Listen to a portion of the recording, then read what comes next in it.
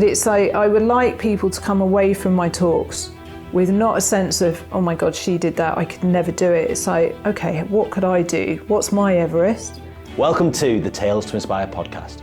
Before we get started on this episode, I would like to invite you to our community so that you can hear more stories to inspire change within your life and positive change within the systems in which we live. All I want you to do is to click on the subscribe button. Your comments mean the world to us with anything that's resonated with you, and I absolutely love your support. I can't wait to go on this journey alongside you. Thank you so much for subscribing. Let's get into today's episode. Today, our bite-sized episode is with Jo Bradshaw. I'm Jo Bradshaw, and this is my Tale to Inspire. So Jo, thank you so much for coming on the Tales to Inspire podcast. But before we go into anything, kindness is the theme for your episode. So what does kindness mean to you? That's a really good question, because I think it can be contextual. For me, it doesn't mean just one thing. So it can be kindness to people. So a softness and an empathy and a connection, or kindness to animals. So we have my dog, Monty, who's here, and he shows kindness as well. And that's definitely a softness and a real connection with people and a willingness to be open as well. I think being kind to someone is you're allowing them to come into your world, and you would like to go into their world as well. Sort of a lack of barriers. And Do you think it's a conscious decision, or is it? Yeah. So it's consciously being kind? Yeah, definitely. I was so I've just come off some Duke of Edinburgh assessing, and I was talking to a student about it, that your attitude is a choice, not a challenge. And we were talking in the context of how you present yourself to people. Because he had a bit of a moment. I was like, that was like, how would you like to be remembered? And was it like that? And I was like, your attitude is a choice, not a challenge, and you have a choice between an action and a reaction, and it's the space in the middle. And a student I've worked with before wrote a post about that on LinkedIn, and it was absolutely spot on. With something happens and there's that void in the middle before you react, and you choose how you either go off on one, or you're like, right, okay, take a second. So I think kindness is a definite choice, and it's a habit. And with any habit, it can be a bad habit or a good habit. It's your choice of how you want it to be and how much you deliver that. So if you're looking at kindness you talked about it from an individual point of view, but you're working with students and these different, do you feel like the communities and the society we live is built to be a kinder one, or do you think it's one that's not, essentially? Yeah, I think that very much depends on your personal history and your own past and what you've been brought up with. And I think it's very much dependent on whether you want to be a victim of your past or victorious in your future. And so if somebody has, like, I was bullied a lot at school, and I then created this reactive and defensive persona because I thought everybody was going to bully me. Which is understandable, you if that happens to you, like, well, everyone's going to be like that. Or if you're cheated on by a partner, or if you're abused, or whatever it is, it's like, is everyone going to be like that? Well, not everybody is bad, and it's trying to find the good in people and surrounding yourself with good people. So talking to students about it, it's like, how would you like to be remembered? But what is authentically you? Mm-hmm. I think I've gone completely off topic then, but so it's what was the question again? But on that scenario though, being authentically you is being kind to yourself. Yeah. So the more that you can be, I mean, we both know Dave Cornthwaite, and one of the things in his interview I said, like, what is the one thing that you want to be remembered for? And he said, is essentially being the person to own myself. Yeah. And I've never heard anyone say that. I just want to be able to be essentially authentically you, which sounds really simple. It does, and and I think sometimes it's really hard to sit in that space. I find that we're I can't talk for everyone else, but I know that in the past I have spoken to myself really harshly. You know, I'm really hard on myself and I beat myself up about things and I'm not good enough. Do I talk to everyone else like that? No, definitely. I encourage them and yes, you can do it and I want to be their champion. So why am I not doing that for me? Why am I not championing myself and living in that space and showing that authenticity for me when actually I'm encouraging other people?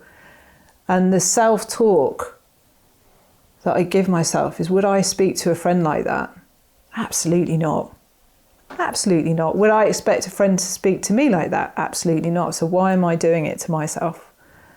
So I think kindness to yourself is as important as kindness to others. If you don't practice it on yourself, how can you practice it on others? Yeah. And, you know, quite often we are our own worst critics. So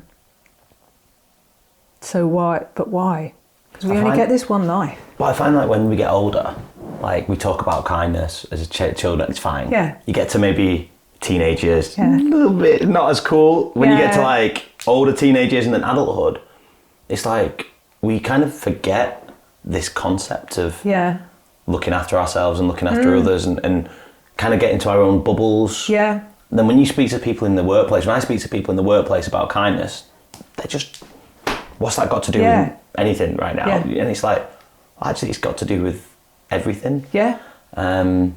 But yeah, it's really interesting because I remember at one company that I used to work at, I used to deal with all of the invoice queries and all of the I used to chase payments and everything, and my team gave me this nickname of Scary Joe, and that was from she's gonna get it sorted. But it can mean so many different things. And that brought back all of the stuff from school. Or if I went to an all-girls school and girls can be really mean, really mean. And I don't enjoy that, having that title, because what does it actually mean to you? For them, it was like, she gets stuff sorted. But I took it as a very different thing. You know, Joe's on a mission, and I'm like, it's not a nice title to have. And when I'm reviewing with, whether I'm in leadership development and we're talking about feedback, particularly complimentary feedback, which someone says, I find you authentic and kind and all sorts of stuff. How does that sit with me? And now I just thank you, and let it and embrace it. And that's what I say to my students. So when we're doing their review, I was doing their review yesterday, and I asked them, what 3 words would you use to describe a person in your group that I can write on a report, which other people will see. So entertaining is a bit woolly. You know, were they a great leader, or were they driven, or were they caring? And I said, when you receive it with thank you, because it's meant from the heart. And you could see some of them going, oh my God, this is just so uncomfortable. I'm like, allow it to sit, allow it to be, a lemon drizzle cake and sink in and, develop. Because quite often we're not told the good stuff. Quite often it's, especially at school, it's very much don't do this, don't do that.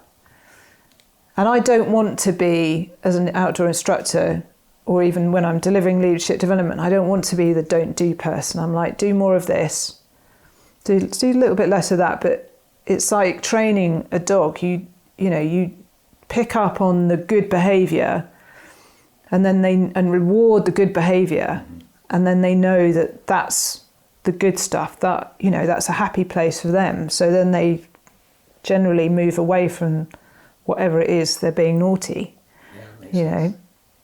So why don't we, you know, do that for humans as well? There's part of it that goes alongside this is like acceptance, though. Yeah. Me and Mel were delivering a workshop on leadership for year 10 students. I saw that, and the very first thing I did was, it's a little sticky note, and it said, put 3 things that you like about yourself. Yeah.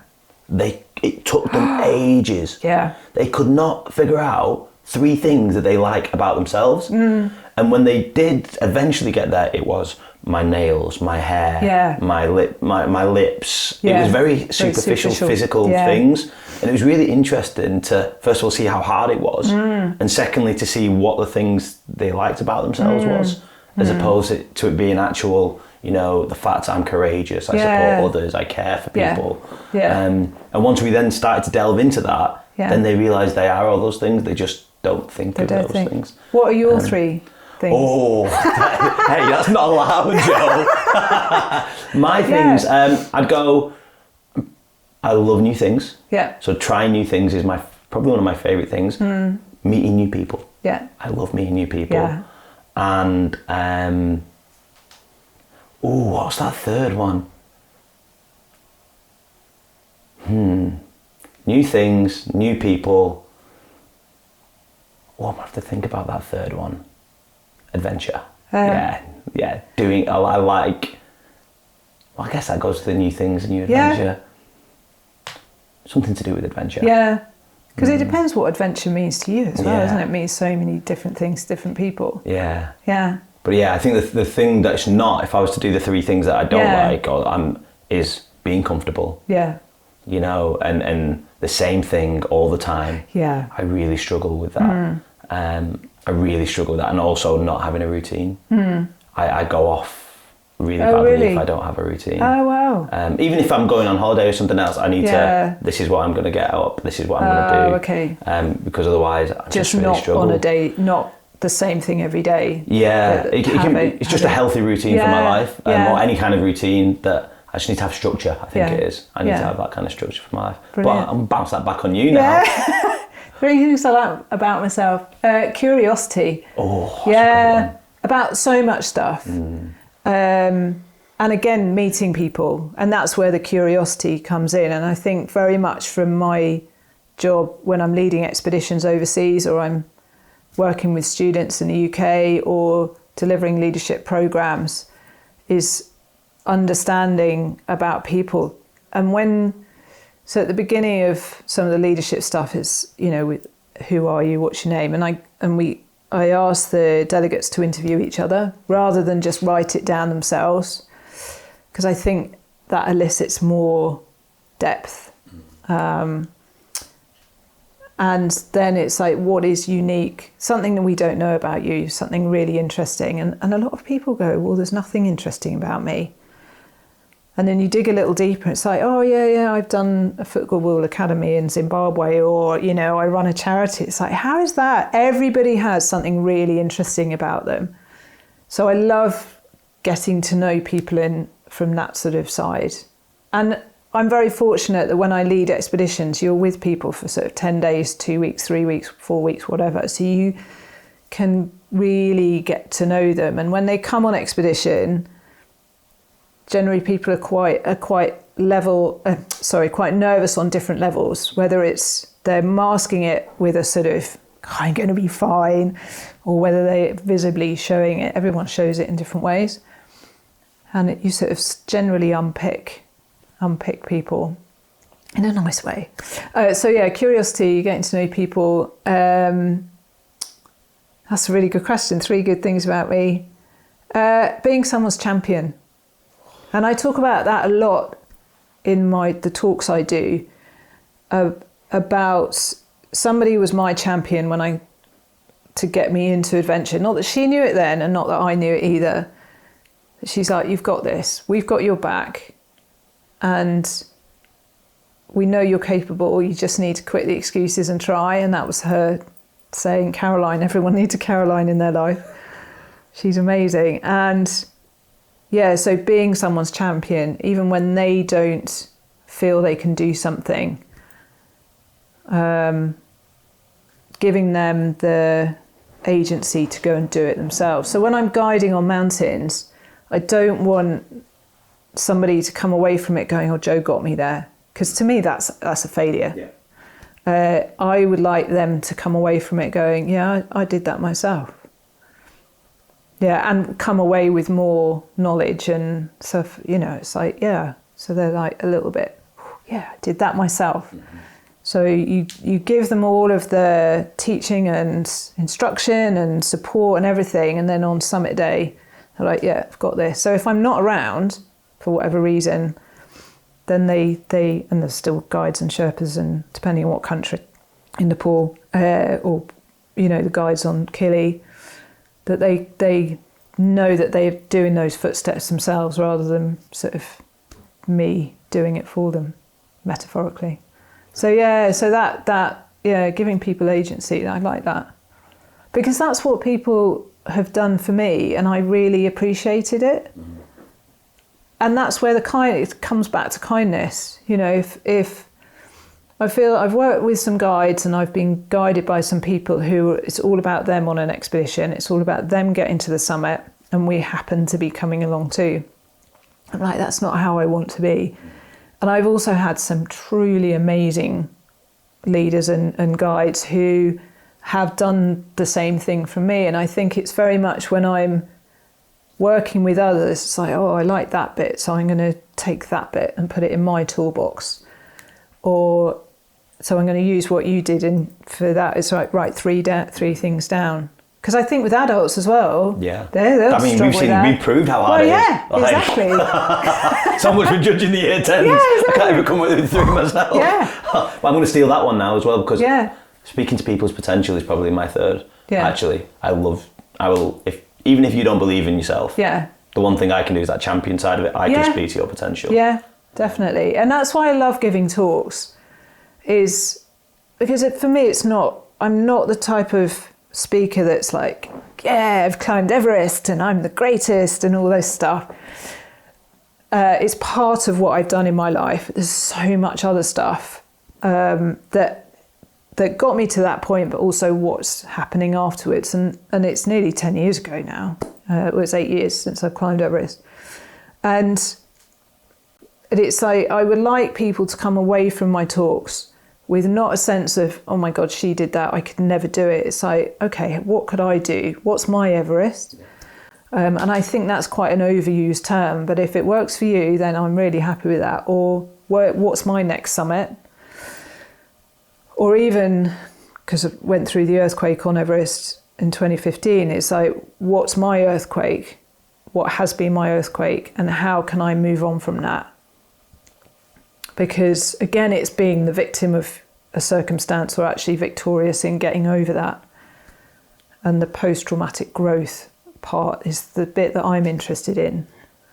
So yeah, it's sort of coming away, if I'm doing a talk to students at school or whether I'm delivering to corporates or whatever, it's like, what's your next step going to be? What's your next adventure? And it can be work, it can be home. I was listening to Vernon on Radio 2, just coming up here, and they do the archive bit, which I love. And this guy had been on a roller coaster for 28 days. And he said, this is my form of adventure. I'm like, that's really cool. Would be my personal hell. But for him, brilliant. And that's why we were saying earlier, it's what is your adventure? It can be different to different people. And this is where I have, particularly, and you may or may not experience this as well, when people say, oh, I could never do what you've done. I haven't done anything nearly what you've done. And I'm like, well, I haven't done a lot of things that a lot of my peers have done, or will ever do that. I've led my own life, I have my own story, which is different from everyone else's. So what's your story? And what is where do you fit into that? And what's the next chapter for you? So the comparison is the thief of joy. I love that saying. Oh, it's amazing. Isn't it? It's like, I look at, a lot of my contemporaries I'm like, God, they've done all this cool stuff. And I'm like, oh, hang on a sec. No, I've done a bit of cool stuff too. But even comparing yourself to yourself, you comparing yourself to 8 years ago doing Everest, you may not be there now, or you may be, but that's the thief of joy, because you're then saying, oh, well, look what I'm doing now. I'm not doing that. No. Look what I have done. Yeah. So it's, yeah. And I had a big shift last year, and this was very much about kindness to myself as well. I came to a point where I wasn't enjoying leading expeditions anymore. I was like, how crazy is that? You know, I am told a lot by clients, you live an amazing life. And yes, I do. And I've created it to be like that. When I'm not enjoying it, I know I need to change. And I was thinking, okay, what's that change going to be? Going through the menopause for me has been really tough. It's different for every woman. It's slightly different or vastly different. So how can I regain myself? How can I regain an essence of who I was? Because I definitely lost myself for quite a while. And so I stopped. I did one expedition, 2023. I did spend 2 months in Antarctica, which was so randomly, it was so last minute, and it was, but I'd set up the year to be at home more, so I had time and space, and then this job came in. And then from March, I didn't go away on expedition, apart from doing DV. And I felt like I had lost a bit of me, but I was also finding a whole new part of me. And I was thinking, okay, what would I like to be now? How can I write my next part of my story? Because there's a blank page here. And I definitely went through, and I use a lot of analogies, but my half-time oranges last year, real half-time oranges. It's like, okay, I've chosen to be really kind to myself rather than just beat myself up the whole time. I'm not good enough. Why am I not how I was 8 years ago? Well, we all get older. Yeah. It's inevitable. So why do I expect myself to be where I was 8 years ago? Because actually, if I was still in that space, it means that I'm not changing and developing and growing and all of this. And change is inevitable every single day. So I need to start embracing it rather than going, I want to be back there. Or actually, I wonder what is in the future. Yeah. So I practiced kindness last year and continue to do that.